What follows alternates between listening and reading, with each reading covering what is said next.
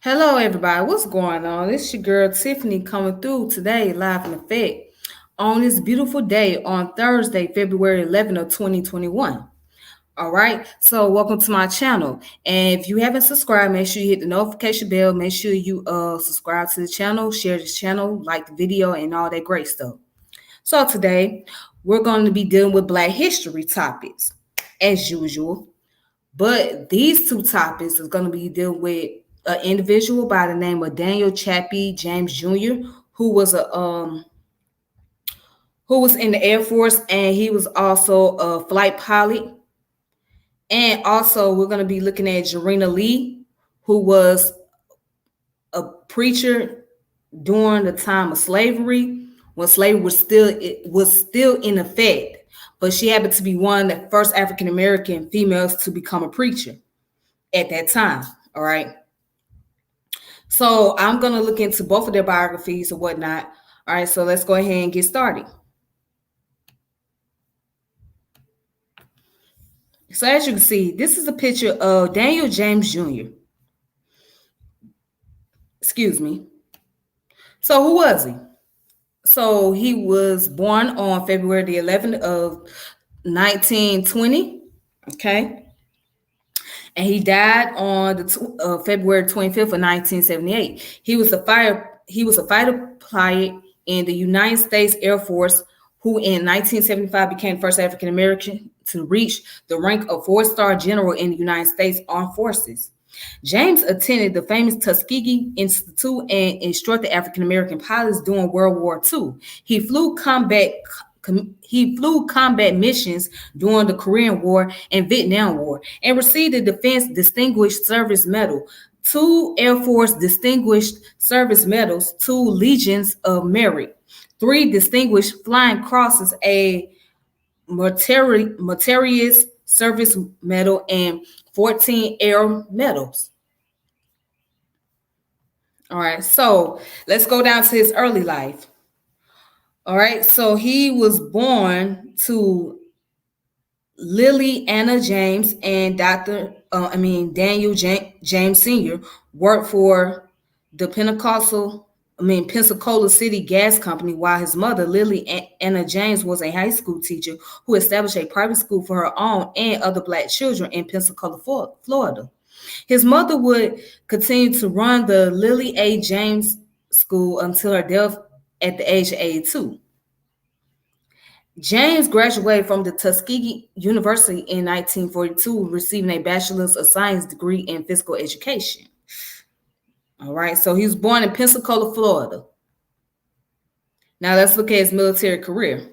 All right. In World War II, James continued civilian pilot training under the government-sponsored Civilian Pilot Training Program. He then enlisted in Aviation Cadet Program of the United States Army Air Forces on January 18th of 1943, receiving his commission as a second lieutenant in pilot wings at Tuskegee Army Airfield, Alabama on July 28th of 1943. He remained at Tuskegee as a civilian instructor pilot in the Army Air Corps later that July. Throughout the remainder of the war, James trained pilots for all Black 99th Pursuit Squadron. After completing P-40 Warhawk training and then B-25 Mitchell training, James served as a B-25 pilot with the 617th Bomb Squadron of the 477th Bomb Group at Godman Army Airfield and then at Lockburn Army Airfield from January 1944 until the end of the war. While arrested for participating in the Freeman Field Mutiny, James smuggled out press release written by Coleman Young. James did not see combat himself until the Korean War. While serving in Lockburn, James next served as a P-47 Thunderbolt pilot with the 301st Fighter Squadron from July 1947 to October 1948, and then served as on the staff of the 332nd Air Base Group at Lockburn from November of 1948 to September of 1949. All right. Now let's check this out. So the Korean War in 1949 in September, James went to the Philippines as flight leader for the 12th Fighter Bomber Squadron, 18th Fighter Wing at Clark Field. In July of 1950, he left for Korea, where he flew 101 combat missions in P-51 Mustang and F-80 aircraft. His combat missions were with the 67th Fighter Bomber Squadron, 12th Fighter Bomber Squadron, and 44th Fighter Bomber Squadron. All right, so pretty much got the gist of that. Now let's look at when he was down with the Vietnam War.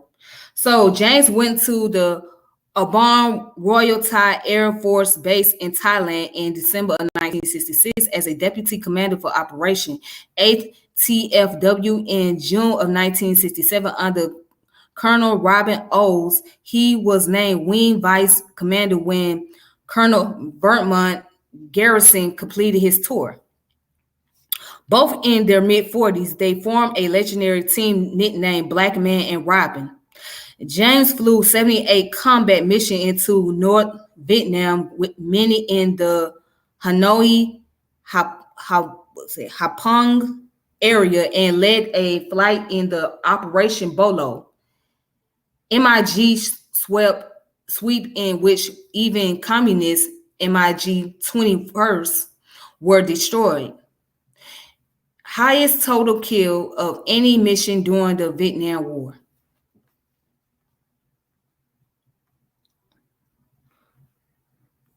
Oops. Let's go back. All right, so now let's look at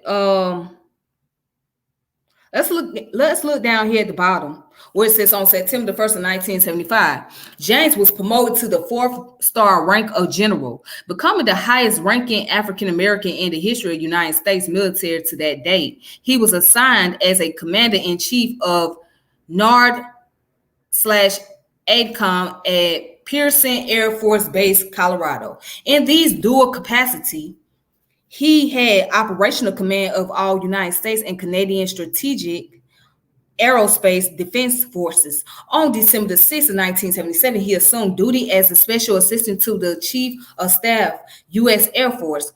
James retired from the Air Force on January 31st, 1978. All right.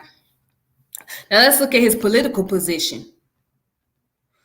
All right, so James was widely known for his speeches on Americanism and patriotism, for which he was editorialized in numerous national and international publications. When asked his views on the growing civil rights movement after having to make an emergency landing in North Vietnam, he answered, "Look, friend, I'm not really interested in all of that, really. See, I consider myself damn lucky to have been able to land my airplane at this emergency strip in one piece." Being asked about militants like H. Rap Brown and Stokely Carmichael, who implied that blacks ought to fight at home rather than in Vietnam, also angered James with his stating the lawlessness, writing, and men like Stokely Carmichael acting as if they can speak for the Negro people. They aren't, and set civil rights back 100 years. James even removed his Black Panther emblem from his helmet since it had become associated with a movement he no longer identified with. Excerpts from some of the speeches have been read into the congressional records.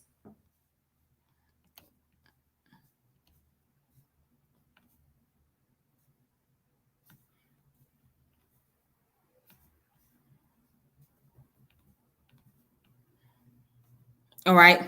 It said the statements by James in which he repudiated the most militant point of view endeared him to concerned whites, including President Johnson, who invited him to a White House reception immediately after the murder of Dr. Martin Luther King Jr. As riots erupted in several areas across the country. James addressing a gathering of Air Force Association officers at which he declared that in spite of events and the resistance to progress, I'm not disgusted.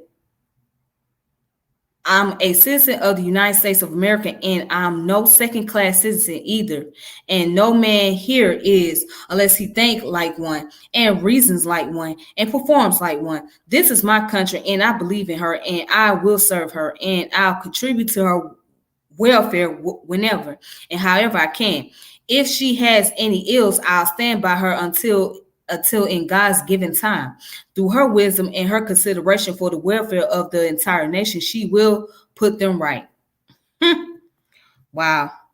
He was awarded the George Washington Freedom Foundation Medal in both 1967 and 1968. He received the Arnold Air Society Eugene M. Zucker Award in 1970 for outstanding contribution to Air Force professionalism. His citation read, fighter pilot with a magnificent record, public speaker, and eloquent spokesman for the American dream we so rarely achieve. So now,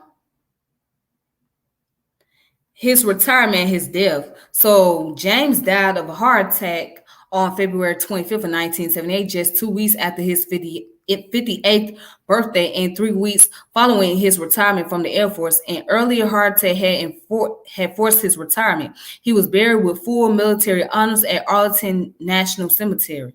He was survived by his wife, Dorothy Watkins James, their daughter, Denise Berry, and two sons, Daniel James III and Claude James. His wife, Dorothy, died in 2000 and is buried with him in Arlington. All right, so these are all the awards that he had received, okay, while he was in the military. All right.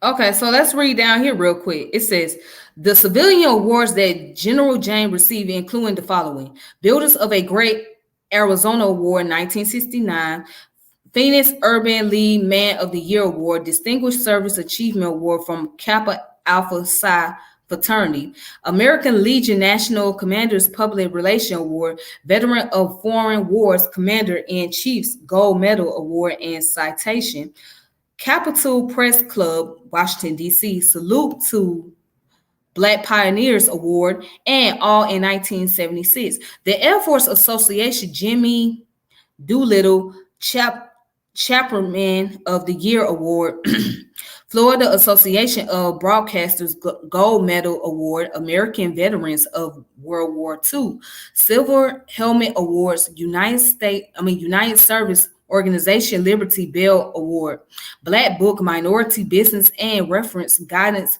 Par Excellence Award, American Academy of Achievement Gold Plate Award, United Negro College Funds Distinguished Service Award, Horatio Alger Award, VFW Americanism Medal, Bishop Wright Air Industry Award, and the Kitty Hawk Award.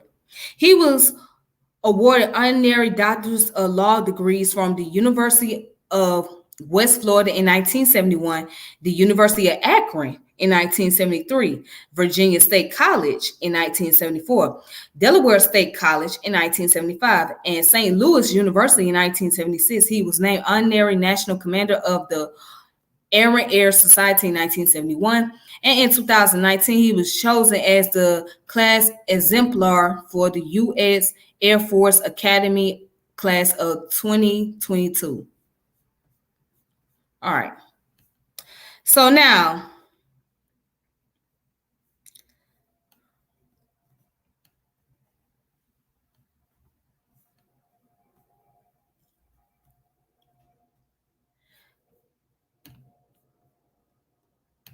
okay, so with that being said, that's a pretty interesting article. I mean, he had held many positions while he was in the armed forces. And so anybody that's been to the armed forces, whether it be the Army, Air Force, Navy, Coastal Guards, the Marines, they are very proud, and they will talk about it, mention about their awards they receive and all of that, right? Now, what makes it very interesting, when he spoke on Stokely Carmichael and H. Rap Brown, and when he made the reference of them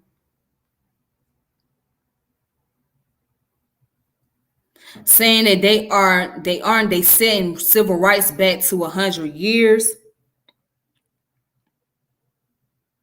and how they lawlessness and whatnot.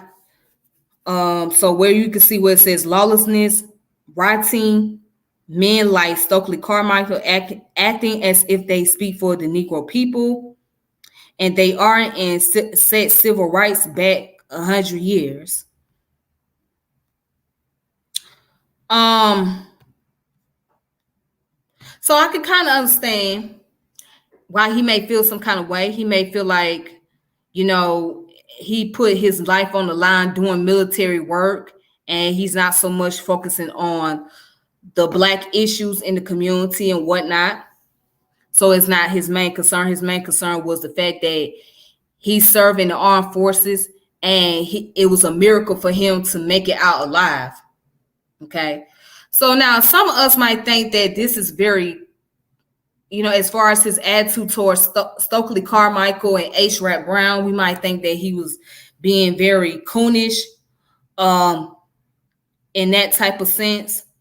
But I don't think that's where he was coming from. I don't think it's so much of him not being proud of who he was as a Black man. Obviously he was, but he just wasn't into a lot of the social movements that was going on during the 70s and the 60s.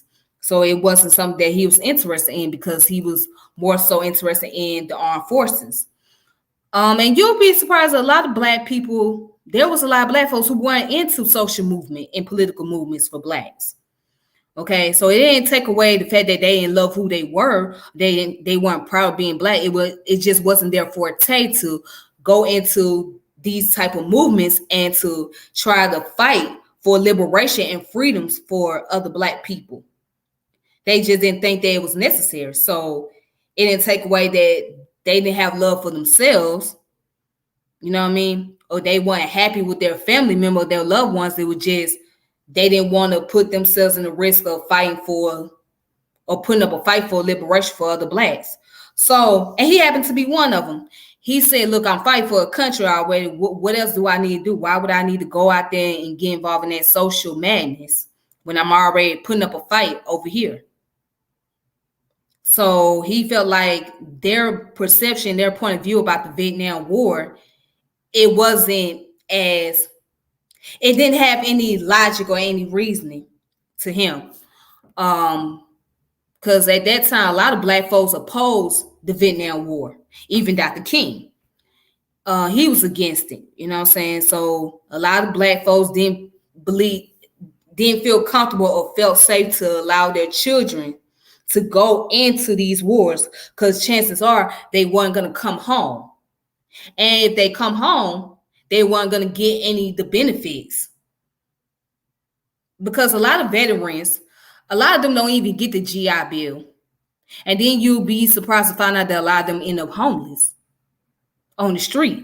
Nowhere to go, nowhere to eat, and then they have mental issues, and nobody really wants to help them with their mental problem.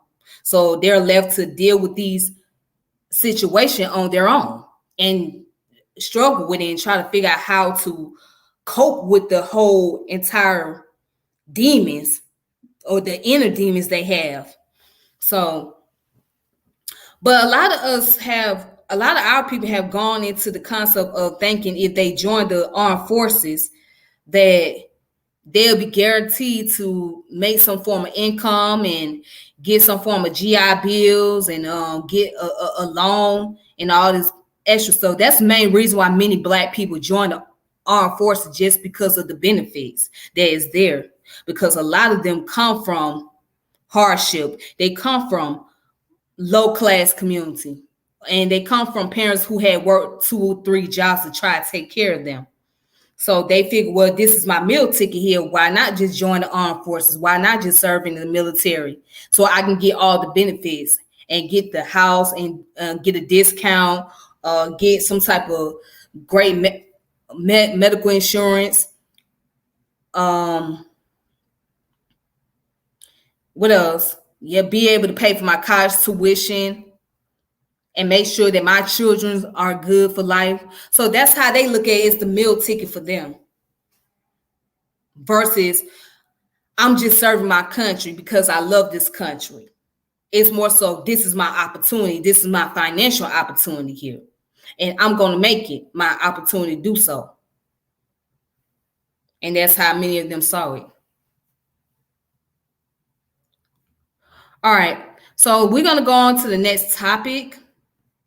And this one is about an African-American sister, right, who was very prominent, especially during that time when slavery was still when slavery was still in effect. We're talking about around the late 1700s, like the late 1780s, okay? Oh, well, excuse me, not the late 1780s, but around the 1800s and on up. So this was a time when slavery still is in effect, and many Black churches was on the rise. Many Black preachers was coming in, and they were very prominent figures. So this individual, she happened to be one of the first African Americans preacher at that time. And who I'm talking about is Jarena Lee. So we're going to look up her information and we're going to go from there. So before I go there, if you want to check out any more information about Daniel James Jr., here's a website you can go to.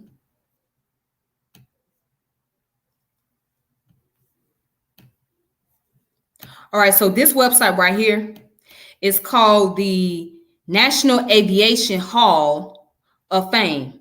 All right. And so as you can see, that's a picture of Dr. Daniel James Jr. Did I say doctor? I mean, well, General Daniel James Jr., because that's what he was. He was a general. That's his title. Okay. All right, so that's the picture of him over here. And this is his biography. You can read more into his biography if you want to learn more information about him. Okay. All right, so right here. This is the website.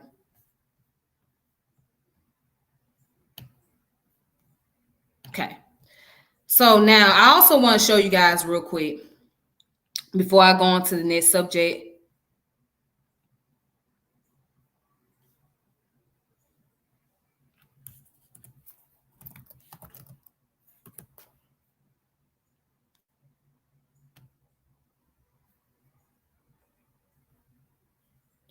All right, so I have told you guys before about jaster.org.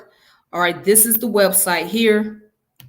So on jaster.org, you can find a lot of articles and a lot of journals on this page, and you can download it pretty much for free. So, you know, when you go in the search engine, search journals, primary sources, and books on Jaster.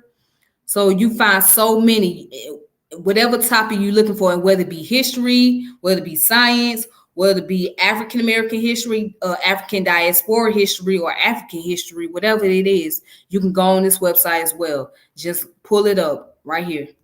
All right. So this is a great website, a great source of information here. I recommend a lot of people go on jaster.org just to put up journals and primary sources, especially. All right. So now let's go ahead and let's look at who's Jarena Lee.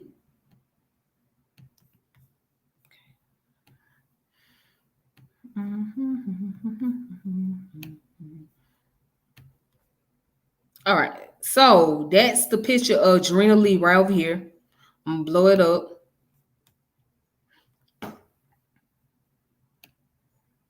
So who was she? So Jarena Lee was born on February 11th of 1783, and she died on February the 3rd of 1864.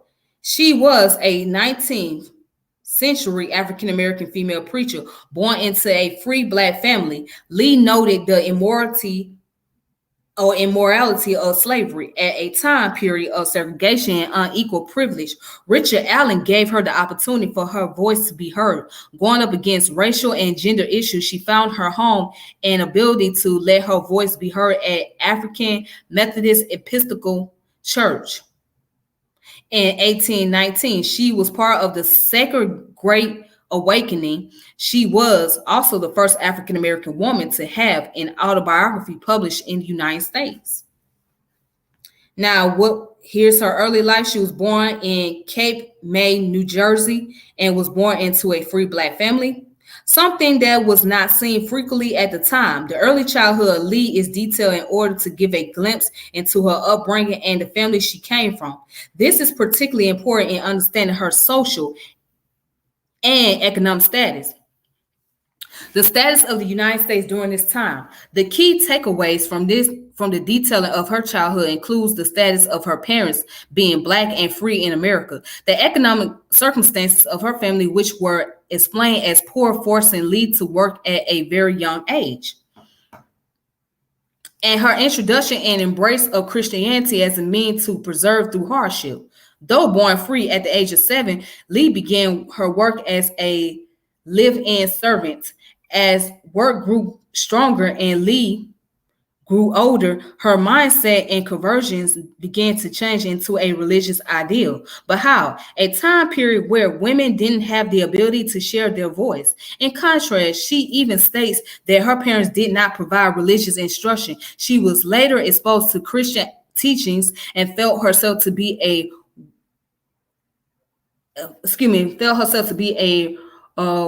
wretched sinner. She recounts that she would struggle with suicidal thoughts and fantasize about drowning herself at least several occasions. Through prayer, she finally felt justified and was baptized. After 3 months of constant prayer, she felt that she had been fully sanctified by the Holy Spirit. Now, let's stop right there before I continue. So for many who thought that, our people being religious, accepting these Abrahamic ideas, you have to understand that's what they took after, because they didn't just see it from the point of view of their oppressor. They saw it from their own eyes. So they use the religious ideology, which those of you consider as anti-African religions, they took it and made use of them. So whether it was Judaism or Christianity or Islam, whatever religion practice it was, they made use of them. They use it for their own personal benefits. So that was the case of Jarena Lee. It was her own personal benefits that she saw Christianity, and she felt Christianity was a way for her to be able to use her voice, because she felt the calling. As many of them will say, we have the calling. I'm called on by the Holy Spirit. So that was what happened with her. She was called on as by the Holy Spirit to be able to give her voice and use her power, her ability to speak on the oppression and the social issue regarding to African Americans in that time period. So we have to be very careful when we say things like our people should have never got into religion in the first place, or they should never practice Abrahamic religion, without being able to see why they chose these religious practice, why they joined these religious institutions, and how these religious institutions have benefited them. But let me go ahead and continue. All right, so called to preach. She soon started hearing voices telling her to go preach the gospel. Preach the gospel. I will put words in your mouth. Lee told Lee then told Allen that God had spoken to her and commanded her to preach, but Allen said that there was no provision for women preachers in the Methodist Church. This did not stop Lee from pursuing her call. If the man may preach because the Savior died for him, why not the woman, seeing he died for her also? Is he not a whole Savior instead of half a one? Allen still refused, but 8 years later, during a Sunday service at the Mother Bethel, the preacher seemed to lose spirit. Lee stepped up and began to preach. The crowd was very intrigued to what she had to say. Religious belief, especially in God's divine protection, became a source of self-empowerment for Lee. In rebuttal to questions on a female ministry, she responded, "Did not Mary first preach the rising Savior? The idea that African Americans and women could preach was an element of the Second Great Awakening, which reached its peak as Lee began her missionary work." So even in these religious institutions, right, women were not allowed to lead the congregation. All right. And so it's still like that, especially in Islam. Islam, they don't allow the women to stand on the podium and lead the prayer or even do the Juma, which is on Friday service. They don't allow the women to do that. They don't believe in that, Islam, to this day. So it's still practiced. But in Christianity, you have more women who are preaching now, but in some churches, they don't let the women preach. But then you got those who believe that women should have the opportunity to let their voice be heard and should have a calling, should preach the Bible, whatnot. They should become a minister and things of that nature. So, and after 8 years, because of the fact that Richard Allen was not, he was losing his spirit, that's when she stepped in and gave a sermon, and people were very intrigued by what she was saying. So she was in that time period that women did not have that much rights like they do today. Women didn't have a lot of rights. Women could not go and find regular jobs like men. And if they did find jobs, it would be a lot of domestic work, and it was only limited. Okay. That's why people like Sojourner Truth did her speech called "Ain't I a Woman?" Right?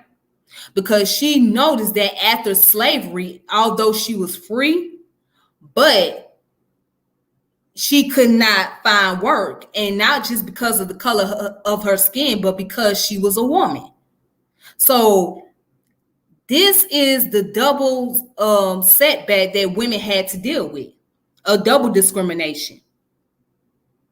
And so somebody like Jarena, she dealt with that form of discrimination because she was a woman. And the men at that time felt like that was not a woman's place to speak or say anything. Now, do you still got men that carry some of these traditional ideologies? Yes, you do. And it's very common in the conscious community that these men carry on these traditional ideology. They feel like the women should not really be the ones doing most of the talking or doing most of the teaching. They want to be the ones at the forefront. They want to be the ones that to be seen while the women are in the back. But it's very ironic that they teach that the black woman is a god, though. I mean, it's very ironic to me. It's very ironic. The black woman is a god, but you have an issue when the black woman is at the forefront, right? I don't get it. I don't understand, but I'm gonna go ahead and continue.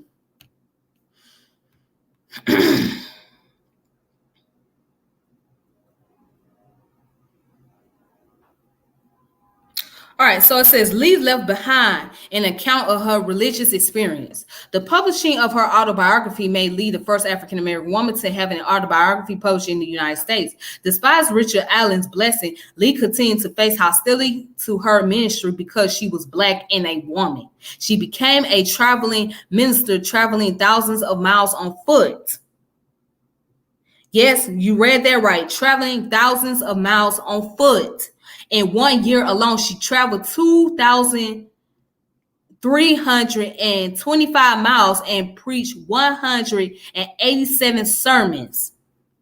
Lee's importance is threefold. First, she exemplifies the 19th century American religious movements focused on personal holiness and sanctification.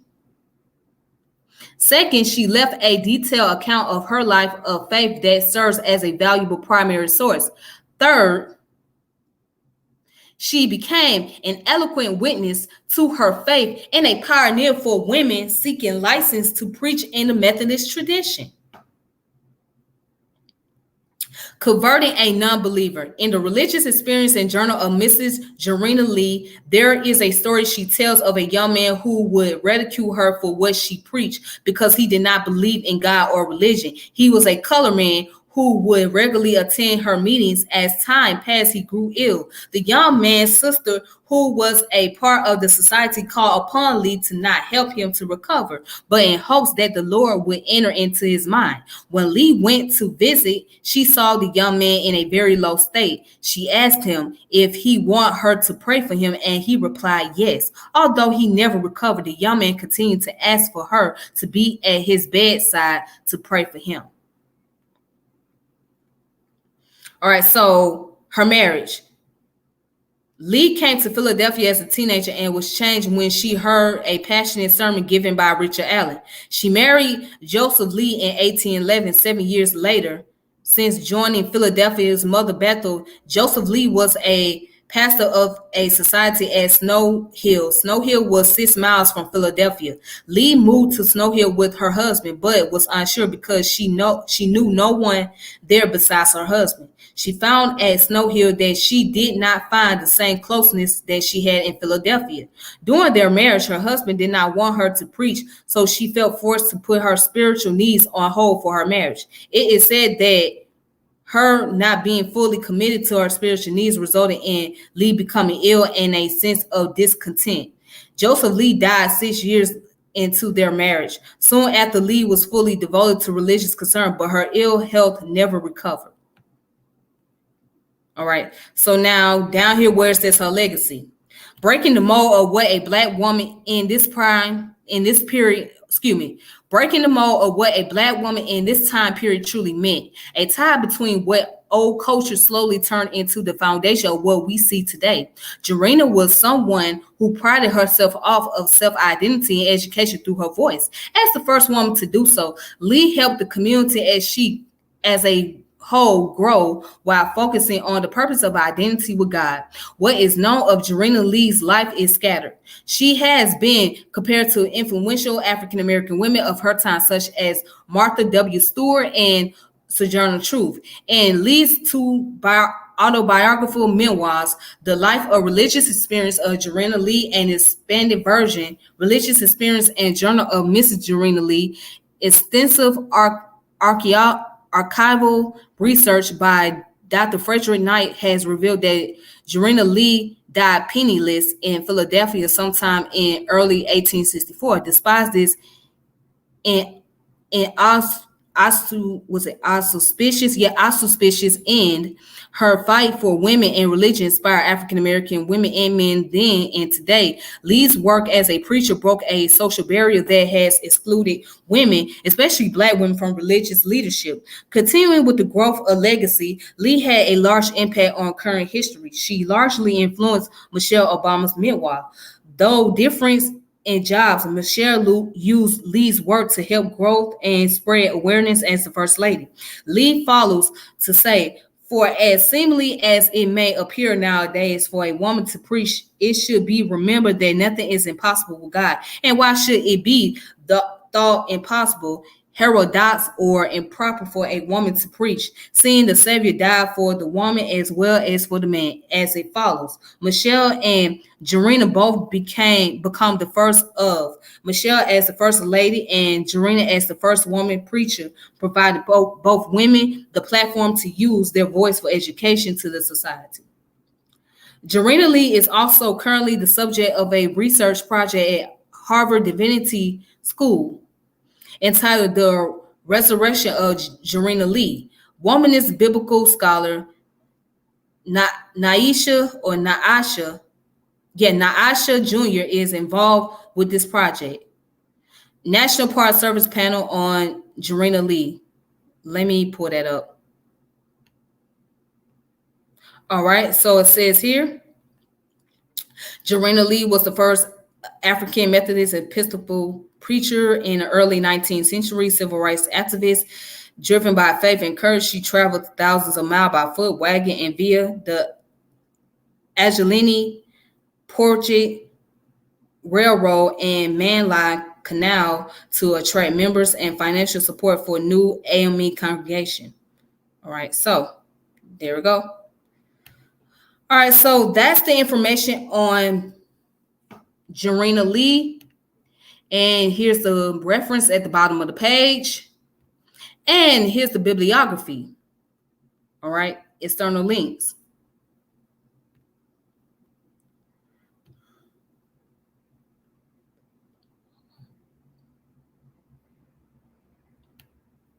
All right, so I have two more sources to show you guys.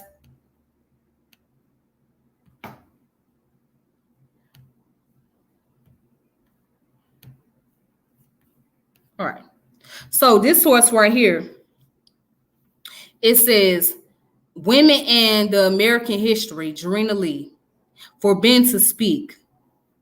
So as you can see, this is an article that goes more in depth about her life. Let's see what we can find here. It says she moved to Philadelphia and searched for a church that suited her. She felt out of place until she arrived at a black church and heard the preacher on Richard Allen. She was baptized in 1807 at age 24. Okay.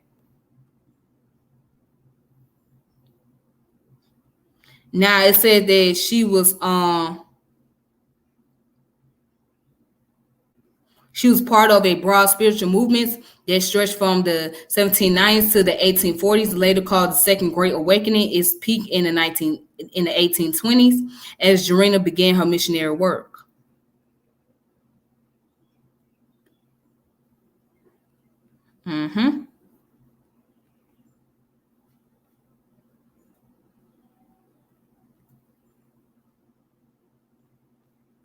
All right, so let's read this. It says, changing minds. The Second Great Awakening, like the American Revolution, was a popular rebellion against dogma and the rule of the elite. One of its central ideas was that common people, including the poor, the uneducated, black people, and women, could find salvation, and God could choose any one of them to preach. These were optimistic democratic ideas about human nature and religion, and they helped Jarena Lee become a preacher, but they also reinforced women's belief that they were morally superior and needed to put that morality to good use. Many applied their energies to reform movements favoring temperance, abolition, and women's rights. One study found about 100 female preachers during the Second Great Awakening. Most were white, but Jarena Lee and Sojourner Truth were African American women who traveled and preached. Regardless of race or gender, itinerant preachers drew eager, sometimes enormous crowds. Jarena Lee would preach to any group of listeners, but she sought out to African Americans and usually spoke to a few dozen people at most. She preached whenever she could, in homes, schools, open fields. Most people, she reported, were kind. They gave her rides, places to sleep, meals, and little cash, and she needed it all. Male preachers received a small salary, but the women were unpaid. So much for doing God's work, right? Early in her career, Jarena Lee fought for her right to preach. Neither she nor other female preachers set out to unseat male ministers or fundamentally change their churches. In that sense, they were not reformers, but reform is a slow, subtle process that gradually changes the way people think. Those who heard Jarena Lee witnessed something they had been forbidden, and yet they were won over. She wrote of one revival in a small town in western New York State where she preached and gained many converts, and they all marvel at a woman taking such a deep subject. All right, so again, this information comes from nyhistory.org, and the title of the source is Women in the American Story, and that's a story by Jarena Lee.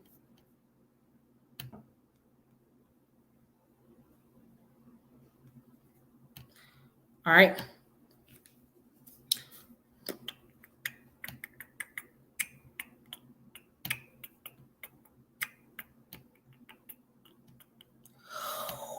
Ooh, oh my goodness.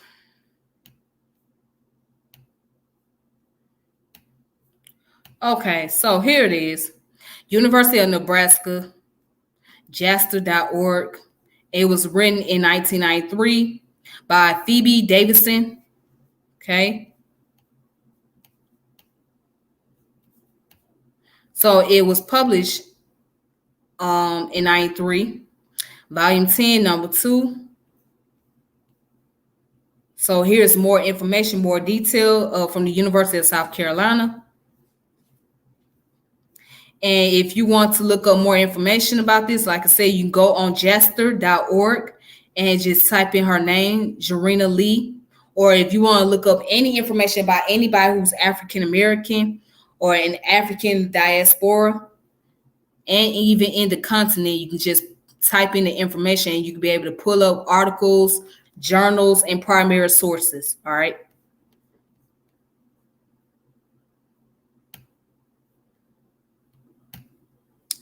Okay. So that's all that I have for today.